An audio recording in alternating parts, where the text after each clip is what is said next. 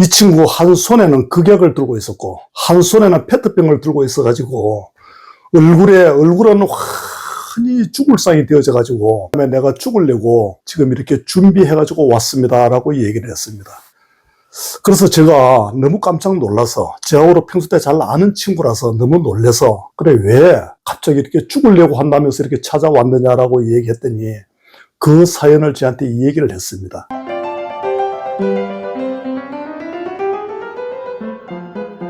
자살하지 마십시오. 그리고 자살하려고 생각도 하지 마십시오. 혹시 여러분 가운데 경제적으로 심히 더 어려운 가정들이 있습니까? 또한 가정 불화로 인해서 많이 고통을 받는 분이 혹시 계십니까?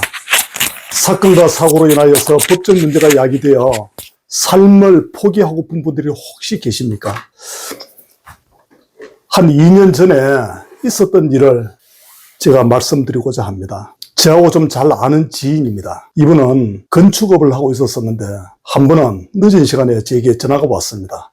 장모님, 사장님 이렇게 하면서 한번 꼭 늦은 시간이지만 만나달라고 얘기를 했습니다. 그래서 왜 그러느냐라고 하면서 시간을 내겠다 하고 그 친구하고 같이 만났습니다. 만났더니 이 친구 한 손에는 극약을 들고 있었고 한 손에는 페트병을 들고 있어가지고 얼굴은 흔히 죽을 상이 되어져가지고 오늘 자기가 자살을 하려고 했었는데 마지막으로 우리 사장님은 교회 장로님이기 때문에 한번 만나보고 같이 한번 대화도 해보고 그러고 난 다음에 내가 죽으려고 지금 이렇게 준비해가지고 왔습니다 라고 얘기를 했습니다.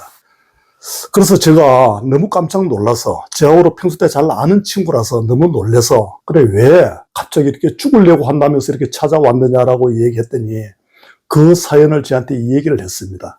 이 친구는 신축 아파트 건축 공사의 내장 인테리어 공사를 하는 친구인데 이 친구가 그 공사를 하기 위해서 자기 집을 은행에서 대출을 한도 최고로 받아가지고 대출을 받았고 그 다음에 은행에 적금 들은 거 다 해야 해서 그 공사 현장에 투자를 했답니다. 그리고 또 보험까지도 심지어는 해약을 해서 그 공사 현장에 다 투자를 했는데 그 건설업체가 부도가 났답니다. 부도가 나서 설상가상으로 이 친구 집이 경매에 나갔는데 오늘 다른 사람이 이 자기 집을 갖다가 입찰을 받대요. 그런데 이 집에 이제 집에서 쫓겨나면은 자기는 오덕할 데도 없고 돈도 전혀 없는 상태에서 그냥 길거리에 나 앉아야 되는데 자기 아내 보기도 너무 미안하고 그리고 자기 자녀들이 둘이가 있는데 자식이 보기도 너무 부끄럽고 미안해서 차라리 내가 죽어버리면 모든 것이 편하지 않겠느냐라고 하면서 죽어가는 목소리로 저한테 와서 이렇게 울면서 하소를 했습니다. 그래서 저도 과거에 이런 경험을 제가 했기 때문에 이 친구를 말하지 않고 어떤 대화도 할 수 없이 이 친구를 꼭 껴안고 말없이 한 30분 이상을 이 친구하고 말없이 서로가 눈물만 뚝뚝 흘리면서 힘없이 침묵을 보냈습니다. 그래서 이 친구에게 제 지난 얘기를 해줬습니다. 저는 지난 2007년도에 7년도 2월 달입니다. 2월 달에 저는 한 두 사람의 모함에 의해서 제가 부산에 있는 주례구치소에서 5개월 17일 동안 수감 생활을 했습니다. 푸른 제수복을 입고요. 그 다음에 이 수갑도 모자라서 포송줄까지 채여서 이렇게 재판을 받고 이렇게 하는 그런 과정이 있었습니다. 근데 그 가운데 제가 대법원에서 무죄 판결이 선고되어져서 제가 무죄에 석방된 것이 5개월 17일 만입니다. 그런데 다른 사람들은 무죄를 받았다 이래가지고 교도소 안에서도 다 축하하고 이렇게 해왔는데 저는 너무너무 힘들고 괴로웠습니다. 그 이유는 저는 사회적으로 이름 있는 그런 사람도 아닙니다. 그리고 사업적으로 그렇게 성공한 사람도 아닙니다. 그런데 저는 크리스찬으로서 한 교회의 장로로서 제가 있었습니다. 장로가 된 지가 15년 만에 이런 일을 제가 겪었었는데요. 밖에 나가면은 그래도 이것도 체면이라고 가서 교회의 교인들은 어떻게 볼 것인가.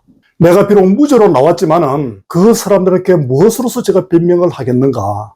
그래서 그것이 더 두려웠습니다. 근데 설상가상으로 집에 와보니까 저희 집사람이 하는 얘기가 지금 당신도 사업한다고 돈을 다 쏟아붓고 집에 돈이 거의 바닥났어요. 이 집을 정리해도 남아있는 돈이 아마 1,000만 원이 뜰똥마타도 이거 가지고는 지하방도 한 개 얻지를 못한다. 그 당시에 저희 아이들 둘이가 지금 학교에서 한창 공부하는 그러한 시기였습니다.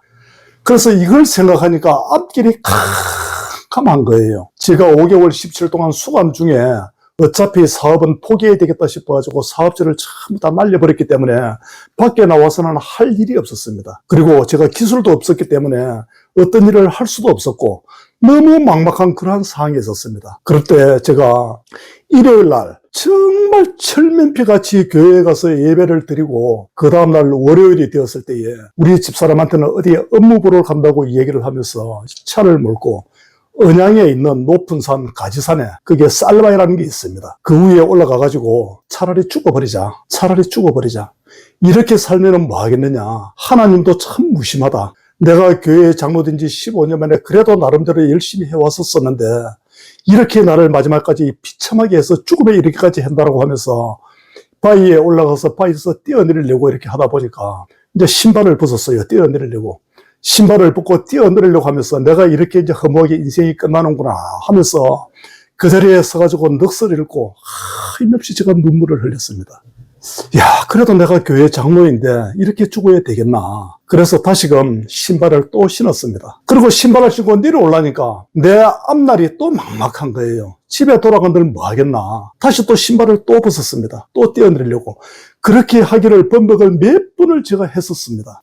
그렇게 하면서 저 생각이 이랬습니다. 교회에 하나님을 믿는 교회 장로가 이렇게 자살하고 끝나면은 우리 자녀, 내 아내는 자살한 남편의 아내가 되어지는 거고 자살한 아버지의 자녀들이 되기 때문에 평생 동안 우리 자녀들이 고통 속에 살지 않겠느냐. 차라리 이왕 죽는 거 기도원에 가서 물 한 모금 음식 하나 먹지 않고 기도하다가 죽었다고 차라리 소민하는 게 좋지 않겠느냐 이래서 양산의 모 기도원을 제가 찾아갔습니다. 거기에 갔더니 그 기도원의 원장님, 권사님께서 저를 알아보시고 장로님이 기도원에 오셨네요 하면서 목회관 그 방을 한 개 저한테 배정을 해 주었습니다. 그 방에 들어가면서 그 권사님한테 제가 이렇게 얘기했습니다. 권사님, 저는 하나님 앞에 죽기를 각오하고 기도하러 왔는데 이 방문을 걸어 잠그고 나오지도 않을 거니까 음식은 아예 주지 마시고 그리고 물 한 모금도 저한테 주지 마십시오 라고 얘기했더니 처음에는 그 권사님이 알겠다고 얘기했어요. 그런데 월요일이 되어지고 화요일이 되어지고 수요일이 되어지니까 그 권사님이 문을 두드려요. 장로님 하면서 불러서 한 3일 정도 굶으니까 목소리도 기어 들어갑니다. 그래서 왜요? 하라고 이렇게 대답을 했더니 장로님, 물 한 모금도 안 마시면 죽어요. 이 밖에 물 갖다 놨으니까 물이라도 좀 드세요 라고 얘기하면서 물병을 갖다가 몇 개를 갖다 놨다고 얘기를 들었습니다. 그래서 제가 그래도 그 문을 열지 않고 거기에서 힘없이 기도라고 하는 것이 아니고 하나님 내게 왜 이렇게 시련을 주느냐라고 그러면서 그 기도원에서 밤낮으로 우는 것이 곧 기도였습니다. 이렇게 해서 내가 죽는구나 생각하면서 그렇게 울고 잠도 제대로 자지 못하고 피골이 상접한 그러한 상태에서 있는데 이 권사님이 매 아침마다 이 녹음기 카세트를 틀어놓고 하나님의 말씀을 듣는 겁니다. 그래서 그날은 금요일 아침인데 이 카세트에서 흘러나오는 것이 평소 때는 이 내용을 갖다가 카세트에서 하나님의 말씀이 이렇게 쭉 흘러나오는 것을 그냥 예서로 들었었는데 그날 이 성경 구절이 카세트에서 저기를 때렸습니다. 두려워 말라 내가 너와 함께 함이라 놀라지 말라 나는 네 하나님이 됨이라 내가 너를 굳세게 하리라 참으로 너를 도와주리라 참으로 나의 어려운 오른손으로 너를 붙들어 주리라 하는 그 말씀이 이사야 41장 10절 말씀인데 이 말씀이 저를 기절을 때렸습니다. 그래, 이 말씀이 지금까지 내가 울면서 기도한 기도의 응답인가? 다시 한번 내가 하나님 앞에 힘을 내어서 이렇게 살면 하나님께서 내게 도움을 주실려는가? 이 말씀대로 하나님이 나를 도와주실려는가 하면서 그때부터 제가 문을 두드리고 권사님에게 얘기했습니다. 권사님, 나 조금 전에 녹음기에서 흘러나오는 그 말씀을 제가 들었습니다. 죽기를 포기하고 음식을 먹을게요. 그러면서 밥도 좀 주시고 물도 주세요 했더니 그 권사님 하시는 말씀이 지금 3, 4일을 굶은 상태에서 바로 밥을 먹은 것 같으면 잘못하면 큰일 나요. 제가 이거 죽을 드릴 거니까 조금 있다가 죽을 드시고 먼저 물 마시고 계세요 하면서 이렇게 얘기를 해서 근데 죽도 조금 먹고 물을 먹었는데 그날따라 제가 왜 이렇게 힘이 나는지 모르겠어요. 죽는다는 그 생각은 온데간데 없이 다시 한번 새 힘을 잃고 내가 다시 한번 힘을 내서 살아가면은 우리 자녀에게도 희망이 되어지고 우리 가족들에게도 희망이 되어지고 그리고 내가 다니는 교인들에게도 모범이 되어지지 않겠나는 그 생각에 다시금 힘을 내게 되어졌습니다. 아마 저 영상을 갖다가 이렇게 단순하게 얘기하지만은 아마 대개 사람들이 죽을 때에 신발을 벗는 이유를 알겠어요. 왜 그러냐 하니까 내가 이 자리에서 죽었으니까 신발 보고 나를 찾아달라는 아마 그런 신호인 것 같아요. 저도 모르게 그렇게 했기 때문에 아마 심리적으로 이 자살하는 사람들이 신발을 벗고 죽는 것이 아마 그 갈래가 아닌가 하는 그런 생각이 들어집니다. 제가 기도원에서 이 하나님의 말씀을 듣고 자살한다는 생각, 죽는다는 생각을 다 포기하고 다시 집으로 내려왔습니다. 그런데 집에 막상 내려와 보니까 역시 경제적인 것은 힘들지요. 저는 기술이 없어서 아무것도 하는 것은 없지요. 그래서 제가 아침에 일찍 우리 집사람에게 이 손님을 만나러 간다는 그 핑계를 대고, 얼마 전까지만 해도 제가 사업가로서는 잘 나갔던 사람인데 지금 당장 공고한 그러한 상태가 되어지니까 자녀들에게도 상처를 주지 말아야 되겠다는 그 생각 때문에 아침에 일찍 가까운 데는 가지 못하고 부전시장,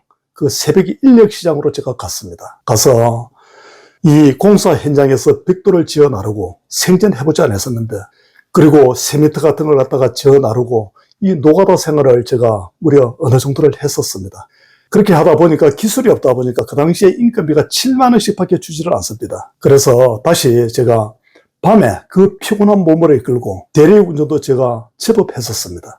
택시 운전도 하고 대리운전을 하다 보니까 그 사람들의 여러 가지 세상 사람들이 다 어려운 환경에서 열심히 살아간 것을 제가 거기에서 발견을 했습니다. 그래서 저는 죽으려고 각오했던 그 마음이 오히려 부끄러워졌습니다. 이렇게 열심히 사는 사람들이 이렇게도 많은데 잠시 어려운 시련으로 인해 가지고 내가 죽으려고 생각했다는 자체가 참없이 부끄러웠습니다. 그래서 저는 이 다음에 내가 다시금 돈을 벌어서 이렇게 삶을 영위한다면 나와 같은 생각을 가지고 있는 사람, 어려운 사람들을 도와주면서 사는 그러한 직업을 가졌으면 좋겠다 하는 그런 생각에서 지금 제가 이게 미래진로 상담 연구소를 운영하고 있는 것입니다. 때론 우리들의 삶에 원치 않는 사건과 또한 재난과 낭패를 당할 때가 누구나 다 인생을 살아가다 보면 있습니다.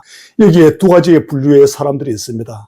다시금 용기를 내어서 재기하는 사람이 있는가 하면은 절망의 늪에서 헤어나지 못하고 폐인이 되는 사람, 이렇게 두 가지의 사람이 있습니다. 하지만 공이 땅에서 떨어진 것도 다시 치어 올라오듯이 밑바닥까지 떨어졌으면 다시 올라가는 길밖에 없습니다. 조금 전에 제가 그 상담했던 죽으려고 왔던 그 사람도 다시 한번 용기를 내서 시작했더니 지금은 사업을 잘하고 있습니다. 이처럼 한순간에 그 삶을 포기하면은 죽는 그 당사자는 모든 것이 다 잊어버려지는 것 같지만 그건 큰 범죄입니다. 왜냐하면은 그 남아있는 그 가족들에게는 평생 고통의 늪에서 벗어나지 못하게 하는 것이 그러한 삶이기 때문에 그렇습니다. 아마 저의 이 방송을 보고 계시는 여러분께서는 다시 한번 자살한다든지 죽고 싶다든지 이런 생각을 다 버리시고 다시 한번 힘내셔서 어떠한 어려움과 환경에 처했다 할지라도 반드시 승리하시는 여러분들이 되시기를 바랍니다. 그래서 여러분들도 저와 같이 죽음의 늪에서 다시 살아나서 간증의 주인공이 되는 그러한 삶으로 되어져서 모든 사회인들에게 빛이 되는 그러한 삶을 되었으면 좋겠다는 그 마음에 오늘 제가 이렇게 방송에 응해 되어졌습니다. 감사합니다.